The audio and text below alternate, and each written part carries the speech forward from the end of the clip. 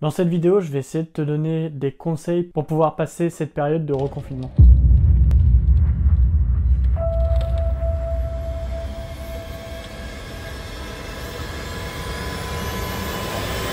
Alors le premier point, ça va être d'arrêter les infos. Parce que forcément, tu sais pertinemment que les infos, c'est une source négative d'informations. À chaque fois qu'il y a un gros titre ou quelque chose, c'est quelque chose de mal qui s'est passé, pas quelque chose de bien. Et donc c'est pour ça qu'il faut que tu arrêtes pertinemment, si tu veux, de regarder tout le temps les informations. Il faut que tu arrêtes de te tenir au courant de l'actualité parce que c'est pas ce qui va te permettre vraiment de passer au mieux cette phase. Parce qu'à part voir le nombre de personnes qui vont mourir, le nombre de cas en plus, ça va pas réellement augmenter, si tu veux, ton état mental.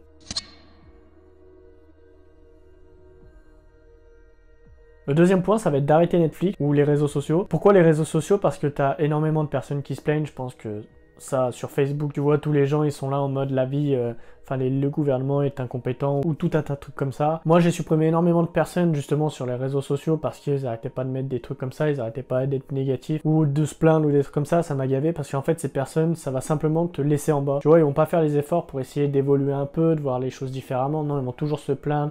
Ils vont toujours blâmer autrui, ils vont toujours dire que ça, c'est de la merde.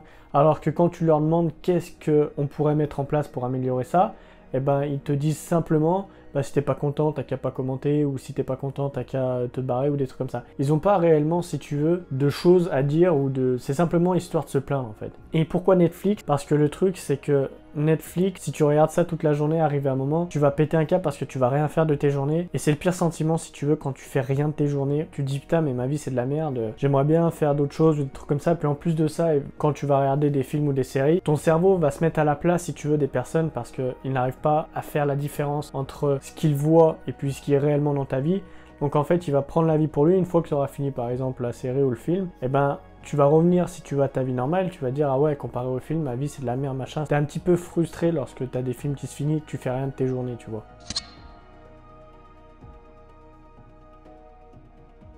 Le troisième point, ça va être d'utiliser son temps pour faire quelque chose, pour créer quelque chose. Je pense que tu as forcément quelque chose qui te passionne. Peut-être que ça peut être le dessin, l'art, la peinture. Peut-être que c'est créer un business sur Internet. Peut-être que c'est créer du contenu, faire des photos ou des vidéos. Et donc, il faut que tu utilises ce temps pour justement créer ça, pour vraiment te mettre au maximum là-dedans. Parce que c'est vrai que maintenant que tu as tout le temps que tu veux, tu peux réellement faire ce que tu veux en fait. Même si pour moi c'est un semi-confinement, donc en réalité tu vas juste travailler et puis le week-end tu restes encloîtré. Tu peux utiliser ce week-end pour créer quelque chose qui va par la suite ou dans le futur t'aider ou te faire sentir mieux si tu veux. Le but c'est de trouver quelque chose qui va vraiment te faire sentir mieux pendant ce confinement, pendant tout le temps où on va devoir rester chez soi. Après peut-être par la suite c'est où tu continues ou t'arrêtes, mais il faut vraiment que tu trouves quelque chose qui va te faire kiffer pendant toute cette période.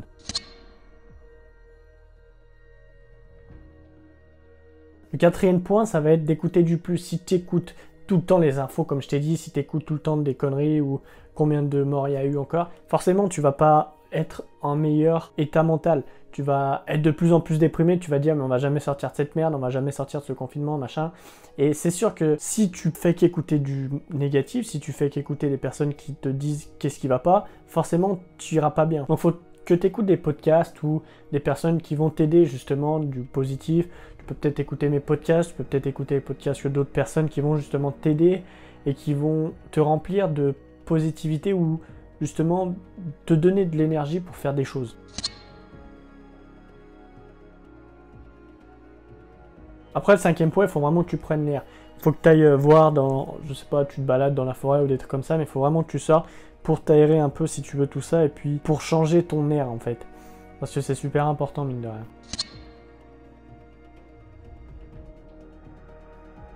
Le sixième point, ça va être de rester cool. Il faut que tu saches une chose, c'est que absolument toutes les personnes que tu vas croiser, toutes les personnes qui vont être en face de toi ou toutes les personnes que tu vas parler peut-être à la caisse à Jiffy ou peut-être à la caisse à Super U, ça va être des personnes qui vont être dans la même merde que toi, ils vont être autant stressés que toi, ils en ont autant marre que toi et il faut que tu sois empathique vis-à-vis de ça. Tu peux pas te permettre d'être énervé, tu peux pas te permettre d'être plus stressé ou de plus stresser les personnes.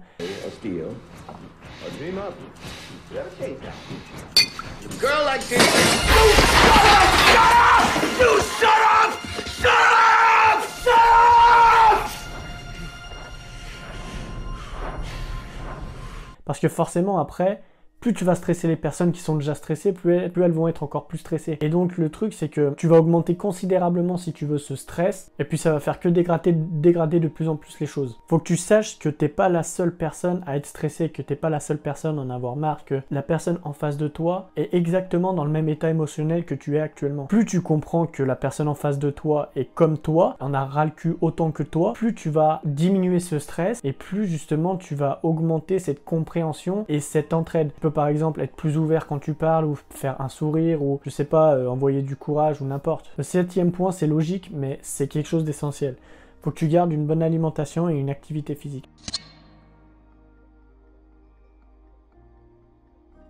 Même si c'est un petit truc qui dure 10-15 minutes, tu vois, c'est toujours 10-15 minutes où tu fais de l'activité physique. Si t'as pas ces deux-là, ça va être vraiment compliqué, et surtout si tu manges pas sainement, parce que lorsque l'on mange pas sainement, dans beaucoup de cas, on va culpabiliser de ce qu'on a mangé, et donc forcément après ça va engendrer, si tu veux, ce mal-être parce qu'on a mangé de la merde, etc. Et en plus de ça, le fait qu'on ne puisse pas sortir va engendrer encore plus de mal-être. Donc c'est un peu, si tu veux, un cercle vicieux. Mais il faut vraiment que tu manges sainement en plus de ça, parce que les aliments sains vont t'apporter des nutriments nécessaires justement au corps, et surtout qui vont t'apporter de l'énergie mentale, qui vont t'apporter plus d'énergie, au lieu par exemple de manger des trucs gras ou des conneries comme ça, qui vont pomper ton énergie justement pour digérer, ou auquel tu vas faire la sieste, etc. Là, au contraire, ça va être complètement différent en fait. Cette période joue énormément sur le mental, sur ton état d'esprit, sur ton esprit. Il faut que tu saches que la vie, c'est un grand jeu d'esprit et de mental en fait. Et quand tu auras appris à jouer à ce jeu, c'est plus un jeu que tu vas jouer, mais c'est plus ta vie que tu vas commencer à vivre. Et derrière ce deuxième confinement, il faut que tu saches une chose, c'est que je pense que tu as dû le remarquer aussi, mais tout ce qui est petit commerçant, tout ce qui est entrepreneur ou petit entrepreneur,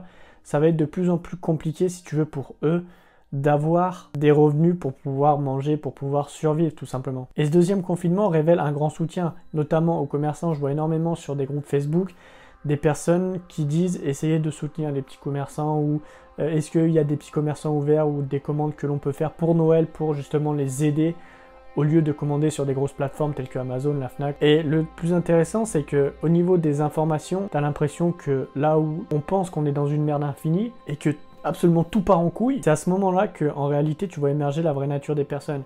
Tu vois surtout émerger la vraie nature humaine, celle d'entraide. Regarde autour de toi, énormément de personnes sont là à vouloir aider les autres, à vouloir s'en sortir ou faire des choses pour les autres. Et c'est plus vraiment comme on a pu être dans une société divisée. Je pense réellement, tu vois, qu'on va arriver dans cette société d'unité, qu'on va s'aider les uns les autres. C'est pas pour dire que tout est rose, tout est beau, machin, mais essaye d'ouvrir un peu ton esprit à ça, de voir un peu autour de toi, et c'est vraiment ce qui se passe. C'est vraiment que les personnes de plus en plus se tournent vers l'entraide au lieu de rester chez eux comme des cons à commander sur internet. Là ils vont se dire ok, bah j'ai des sous, je vais essayer d'aider les personnes qui sont dans le besoin, pas des grosses plateformes qui font des milliards d'euros par an, tu vois. Donc j'espère que j'ai pu être assez clair dans cette vidéo. Si jamais tu as 2-3 questions, tu balances tout ça dans les commentaires, je te répondrai. Moi je te dis à la prochaine, c'était Fabien. Bisous.